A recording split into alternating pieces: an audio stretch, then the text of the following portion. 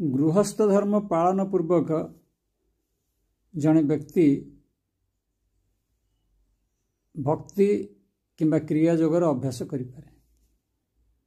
मात्र ज्ञान जोगर अभ्यास न करें।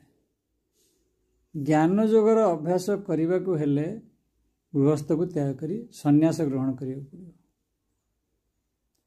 किंबा वनाचारी हो पड़ियो, वानप्रस्थ गमन करिया पड़ियो।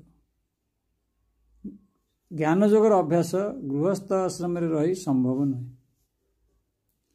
मात्र वर्तमान परिप्रेक्षी रे अधिकांश यही समस्या रे पड़िछन्ति, द्वंद्व रे पड़िछन्ति।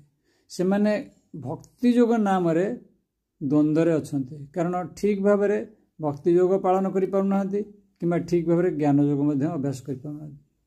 माने तत्व उपरे अधिका गुरुत्व दउछन्ति एवं भक्ति और समर्पण को कम गुरुत्व दउछन्ति। तेणु ना भक्ति योग होउची ना ज्ञान योग तो हो पारिबो ही नहीं,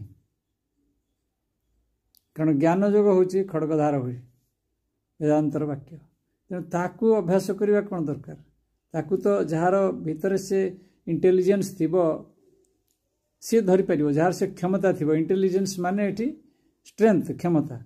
से क्षमता थिबो सी धरनबो, सी ताकू आ समय लागिबोनी, से जिनस अभ्यास करियो भी समय लागिबोनी। तो किछि ज्ञान योग होउची एभଳି जिनस भारी स्ट्रांग जिनस, तेणु ताकू धरि हेबनी। तेणु क्रिया अभ्यास किंबा भक्ति अभ्यास ठीक भाव में जदि जड़े गृहस्थ भाव में करिवो ताहले हबो। जेमिति ज्ञान योग पई बुद्धदेव गृह त्याग कले, विवेकानंद मध्य गृह त्याग करछन्ति ज्ञान योग पई। रामंकर उदाहरण देखिबा, से मध्य गृह त्यागी।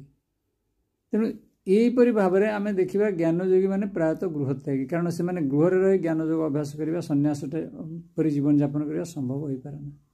तेणु केवल क्रिया और भक्ति अभ्यास करारे, ता द्वारा मध्य मुक्ति मिल किसी असुविधा ना, किंतु प्रॉपर मेथड धरिया पड़ो।